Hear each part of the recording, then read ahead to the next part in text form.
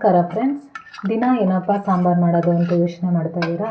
ಹಲಸಂಡೆ ಕಾಳಿದ್ರೆ ಸಾಕು, ಸೂಪರ್ ಆಗಿರೋ ಸಾಂಬಾರು ಲಂಚ್ಗೆ ಡಿನ್ನರ್ಗೆ ರೆಡಿ ಆಗೋಗುತ್ತೆ. ತುಂಬಾ ಈಸಿಯಾಗಿ ಮಾಡಿ ತೋರಿಸಿದ್ದೀನಿ. ನಿಮಗೆ ಈ ಸಾಂಬಾರು ಇಷ್ಟ ಆಗುತ್ತೆ ಅಂತ ತಿಳ್ಕೊಂಡಿದ್ದೀನಿ. ಯಾವ ರೀತಿ ಮಾಡೋದು ಅಂತ ನೋಡೋಣ ಬನ್ನಿ.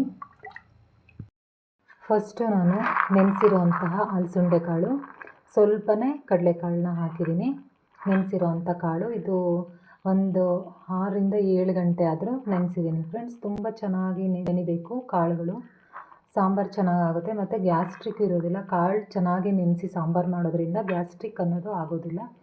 ಇದು ಆಲೂಗಡ್ಡೆ ಮತ್ತು ಬದನೆಕಾಯಿ ಇದೆರಡು ಹಾಕ್ಬಿಟ್ಟು ನಾನು ಸಾಂಬಾರನ್ನ ಮಾಡ್ತಾಯಿದ್ದೀನಿ. ಖಾರಕ್ಕೆ ಬೇಕಾಗಿರೋದು ಇಲ್ಲಿ 3 ಟೊಮೆಟೊ ತೊಗೊಂಡಿದ್ದೀನಿ, ಅರ್ಧ ಈರುಳ್ಳಿ, ಒಂದು 2 ಸ್ಪೂನಷ್ಟು ಹಸಿ ತೆಂಗಿನಕಾಯಿ, 1.5 ಸ್ಪೂನಷ್ಟು ಸಾಂಬಾರು ಪುಡಿ, ಮನೆಯಲ್ಲೇ ಮಾಡಿರುವಂತಹ ಸಾಂಬಾರು ಪುಡಿ, ಒಂದು ಸ್ವಲ್ಪನೇ ಹುಣಸೆಹಣ್ಣು. ಇದನ್ನು ರುಬ್ಕೊಂಡು ಬರಬೇಕು. ಇದು ಮಸಾಲೆಗೆ ಬೇಕಾಗಿರೋ ಪದಾರ್ಥಗಳು. ಇದು ಒಗ್ಗರಣೆಗೆ ಸ್ವಲ್ಪ ಜಜ್ಜಿರುವಂಥ ಬೆಳ್ಳುಳ್ಳಿ ಒಂದು 4 ಎಸಳಷ್ಟು, 1 ಎಸಳಷ್ಟು ಕರಿಬೇವು, ಒಂದು ಅರ್ಧ ಸ್ಪೂನಷ್ಟು ಸಾಸಿವೆ ಒಗ್ಗರಣೆ ಮಾಡ್ಕೊಳ್ಳೋಕ್ಕೆ. ಇವಾಗ ಯಾವ ರೀತಿ ಮಾಡೋದು ಅಂತ ನೋಡೋಣ. ಫಸ್ಟು ನಾನು ಮಿಕ್ಸಿ ಜಾರ್ಗೆ ಇದನ್ನೆಲ್ಲ ಹಾಕ್ಕೊತಾ ಇದ್ದೀನಿ. ಇದು 1.5 ಸ್ಪೂನಷ್ಟು ಸಾಂಬಾರು ಪುಡಿ, ಬೇಳೆ ಸಾಂಬಾರು ಪುಡಿ, ಹುಣಸೆಹಣ್ಣು, ಕಾಯಿ, ಈರುಳ್ಳಿ, ಟೊಮೆಟೊ. ಇದಕ್ಕೆ ಸ್ವಲ್ಪ ನೀರನ್ನು ಸೇರಿಸಿ ನುಣ್ಣಗೆ ಗ್ರೈಂಡ್ ಮಾಡ್ಕೊಂಡು ಬರೋಣ. ಖಾರ ನೋಡಿ ರುಬ್ಕೊಂಡು ಬಂದಿದ್ದೀನಿ. ಈ ರೀತಿ ನುಣ್ಣಗೆ ಗ್ರೈಂಡ್ ಮಾಡ್ಕೊಂಡು ಬರಬೇಕು. ಇವಾಗ ಸಾಂಬಾರು ಯಾವ ರೀತಿ ಮಾಡೋದು ಅಂತ ನೋಡೋಣ.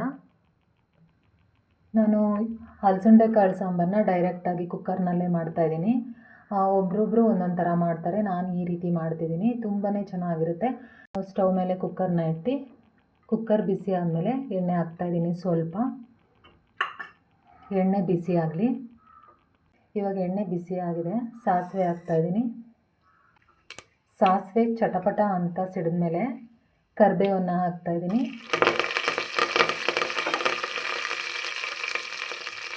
ಇದ್ರ ಜೊತೆಗೇ ಜಜ್ಜಿರುವಂತಹ ಬೆಳ್ಳುಳ್ಳಿ ಹಾಕೋದ್ರಿಂದ ಈ ಸಾಂಬಾರಿಗೆ ಒಂದು ಹೊಸ ರುಚಿನೇ ಕೊಡುತ್ತೆ ಫ್ರೆಂಡ್ಸ್. ತುಂಬ ಚೆನ್ನಾಗಿರುತ್ತೆ ಬೆಳ್ಳುಳ್ಳಿ ಸ್ಮೆಲ್ಲು. ಇದು ಸ್ವಲ್ಪ ಫ್ರೈ ಆಗಲಿ.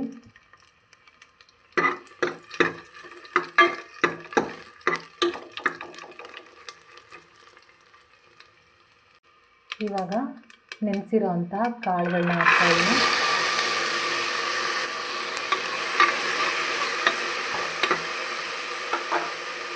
ಇದ್ರ ಜೊತೆಗೇ ಆಲೂಗಡ್ಡೆ ಬದನೆಕಾಯಿನ ಹಾಕ್ತಾಯಿದ್ದೀನಿ. ಇದನ್ನೆಲ್ಲ ಸ್ವಲ್ಪ ಚೆನ್ನಾಗಿ ಫ್ರೈ ಮಾಡೋಣ ಎಣ್ಣೆಲಿ.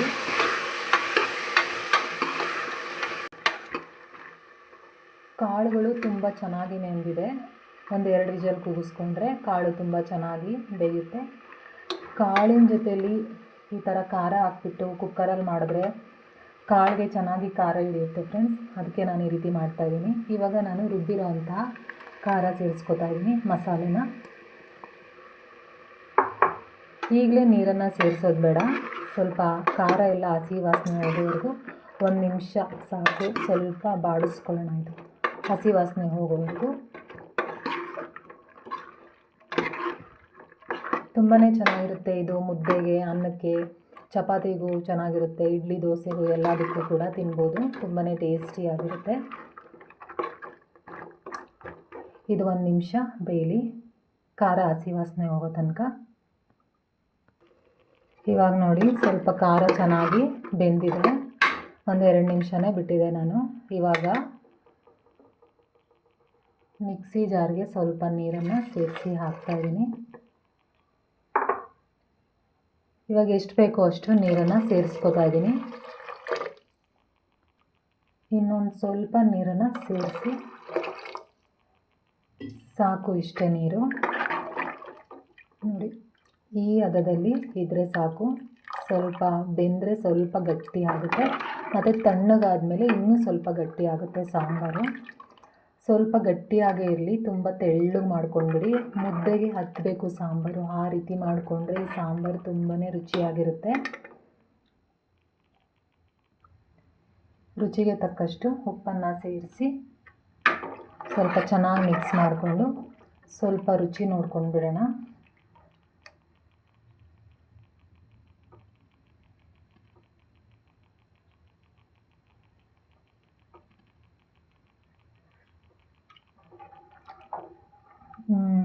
ಚೆನ್ನಾಗಿದೆ. ಉಪ್ಪು ಖಾರ ಹುಳಿ ಎಲ್ಲ ಹದವಾಗಿದೆ, ತುಂಬಾ ಟೇಸ್ಟಿಯಾಗಿದೆ. ಇವಾಗ ಇದನ್ನು ಸ್ವಲ್ಪ ಕುದಿಯೋವರೆಗೂ ಬಿಟ್ಬಿಟ್ಟು ಕುಕ್ಕರ್ ಲಿಂಟನ್ನು ಕ್ಲೋಸ್ ಮಾಡಿ ಒಂದು 2 ವಿಷಲ್ನ ಕೂಗಿಸ್ಕೊಂಡ್ರೆ ಸಾಂಬಾರು ರೆಡಿನೇ ಆಗೋಗುತ್ತೆ ಫ್ರೆಂಡ್ಸ್. ಇದು ಸ್ವಲ್ಪ ಕುದೀಲಿ.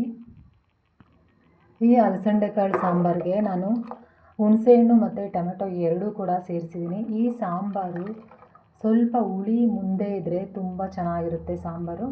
ಹುಳಿ ಇಷ್ಟಪಡದೇ ಇರೋರು ಹುಣಸೆಹಣ್ಣನ್ನು ಸ್ಕಿಪ್ ಮಾಡ್ಕೊಬೋದು, ಬರೀ ಟೊಮೆಟೊನ ಹಾಕ್ಕೊಂಡು ರುಬ್ಕೊಂಡು ಹಾಕ್ಬೋದು. ಇವಾಗ ಕುಕ್ಕರ್ ಲಿಂಟನ್ನು ಮುಚ್ಚೋಣ.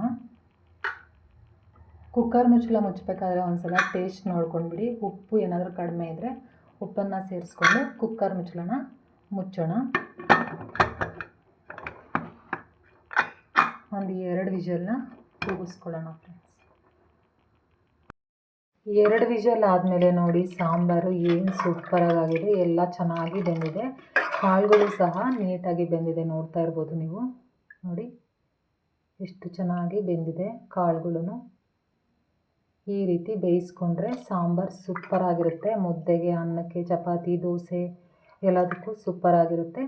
ನಿಮಗೆ ಈ ಅಲಸಂದೆಕಾಳು ಸಾಂಬಾರು ಇಷ್ಟ ಆಗಿದೆ ಅಂತ ತಿಳ್ಕೊತೀನಿ. ಇಷ್ಟ ಆಗಿದರೆ ಲೈಕ್ ಮಾಡಿ, ಕಮೆಂಟ್ ಮಾಡಿ, ಶೇರ್ ಮಾಡಿ, ನಿಮ್ಮ ಫ್ಯಾಮಿಲಿ ಫ್ರೆಂಡ್ಸ್ ಜೊತೆ ಶೇರ್ ಮಾಡಿಕೊಡಿ. ನನಗೆ ಇದೇ ರೀತಿ ಸಪೋರ್ಟ್ ಮಾಡಿ ಅಂತ ಹೇಳ್ತಾ ಮತ್ತೆ ಸಿಗ್ತೀನಿ ಮತ್ತೊಂದು ಈಸಿಯಾದ ರೆಸಿಪಿಯೊಂದಿಗೆ. ನಮಸ್ಕಾರ.